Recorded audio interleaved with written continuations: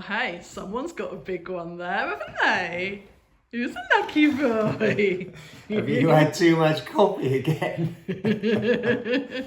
Morning, everyone. So, well, not particularly good news on the weather. As you can see, we've had a bit of a turn for the worse. It's gone damp, horrible, and the field is taking off. That suddenly feels like that's changed overnight. But you can see clearly now. Hold on, let me go round. Ah, yes. The tracks. The two driveway options. But anyway. But we'll show that from the middle of the chateau rather than from the side. But on a good side, a couple of videos ago, we mentioned, or I mentioned, that I needed to get up and cut the ivy probably with a power station so I can use my tools up there, but I didn't have one, so I was going to look at borrowing. I've been contacted by a company, which is great news, a company called EcoFlow. Now, when we've had a few companies contact us about what you call promotion stuff on our channel, we've always turned it away. It's been stuff that's not relevant to the channel. It's not to do with the DIY and the renovation we're doing. So in this case, good news, because this is something that I actually can use. In fact, I was after. I haven't actually taken it out. I could quickly try and take that out. I didn't want to be too long-winded on this. But let's have a quick look. But this does mean now I can get up there, or so they've told me, and do the work I want to do without having to mess around too much. Oh my God, Bennett. It's a box inside a box inside a box. So I think rather than me boring you with it now, I'll get the product out. I'll probably talk just a little bit about it because I think it's only fair to them. And then I'll get to use it and see where we go from there and hope it does exactly what it says on the tin. Well, that shrunk in size. Is that what the cold weather did?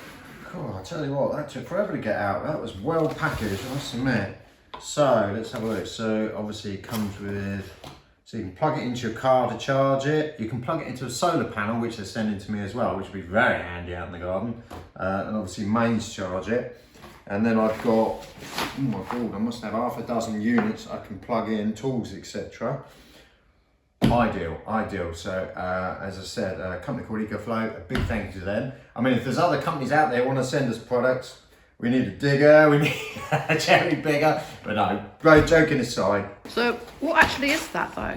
So this will give me exactly the same mains power. So in other words, I'm plugging in my tools straight into the plug.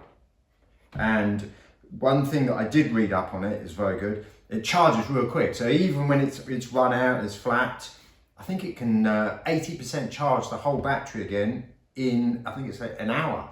So it's fantastic for that. So I'm going to use it. I'm going to video when I get out there, show everyone. But I'll get Beth to put a link to their site on our YouTube channel so people can see that. And any promotions that they apparently are going to be doing over Easter. But this sort of thing you'd use when you went camping, caravanning, anything like that. So it's not just DIY, but it serves a purpose for me. Is it heavy? Can I carry it? I think you could. Yeah, I think you could carry that. Oh, I'm glad it's not that light because that's a hell of a battery in there, I should think. It's charged. Yeah, actually, there you go. It's the same as probably picking up a car battery. That's how it actually feels, that sort of way. No, you'd be surprised. Carol, you've put on so many muscles since you've been working in the garden. You'd have no problems with this. I know, my clothes don't fit, not because of too many pastry, but because they were muscly, my legs. Oh, well, that's a good thing, isn't it? No. So yeah, as I said, big thank you, and I'll get to use it as soon as the weather changes. Right, okay, so this is the power station I was telling you about that I wanted to use rather than a million extension leads, etc. So all I've done for the moment is just plugged in my angle grinder. That's why I'm down here. Is it? Well, I'm up here. Let's see how it works actually. So.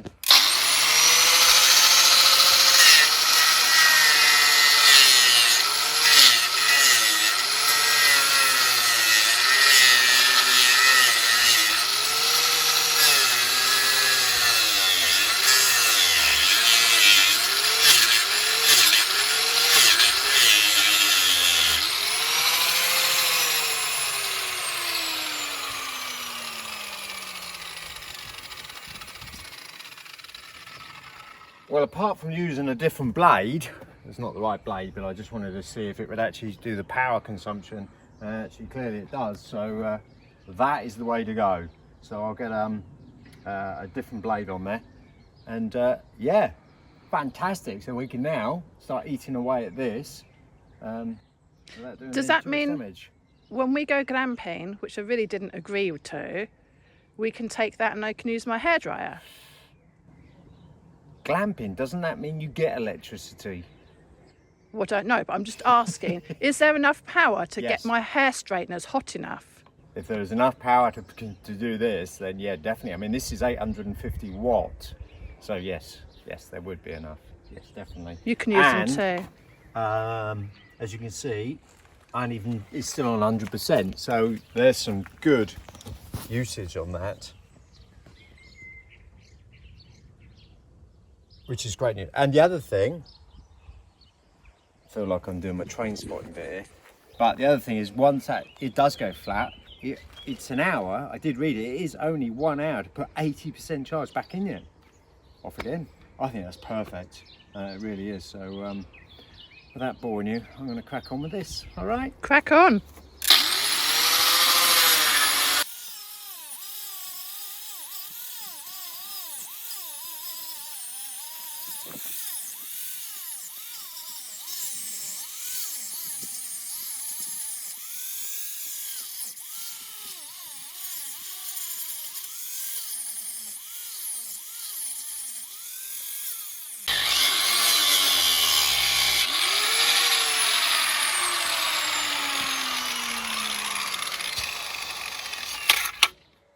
So crowbar in there, and now that'll break.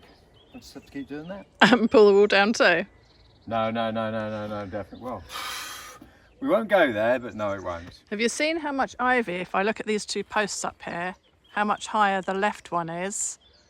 That's how much ivy and root you've got to get off. There's a good foot at least there. Oh yeah, probably more than that, isn't there? Yep. So, hence why I need a power tool rather than just sitting here trying to do it with a pair of tweezers. crack on. Good to see you're scrubbing, scrubber. Oh, yeah, the wind on my mic. Although Bethany's looking into getting us some microphones or something similar anyhow. So you're doing well. See, I didn't need to do this, did I? I'm doing like 2 bars at a time. No rush. You look like one of their little dinosaurs. Little small I arms. feel like a dinosaur. I wasn't going to say anything. Well, I thought I'd just get these few done here, and then I'm going to get the jet wash out. Something different to do the steps. It's not long before this is going to be growing too much. Yeah, everything Start painting. definitely starting to take off, isn't it, growth-wise? So if you could start on that side, I'd really appreciate it. No, you're doing a good job on your own. You don't need me. And you're sunbathing. Hardly. I So- got my work clothes on. It's a real bummer, isn't it? Because we can take our tops off and sunbathe. Well, I suppose you could if you wanted to. It's up to you. But it must be getting near getting the swimming pool out soon. Not quite. Not quite, is it?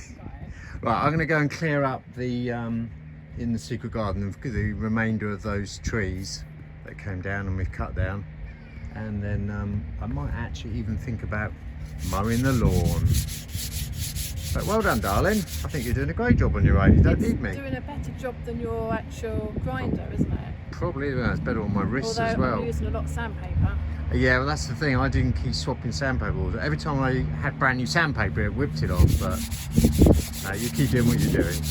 Well, Carol's power washing the railings. I'm just clearing up, as I said, the storm damage that we had, well, about a month ago anyhow, but eventually got round to it. So all ready, cut up, ready to take down to the local tip. Throw all that in the van, and well, thankfully some decent logs as well, cut up, ready for the winter.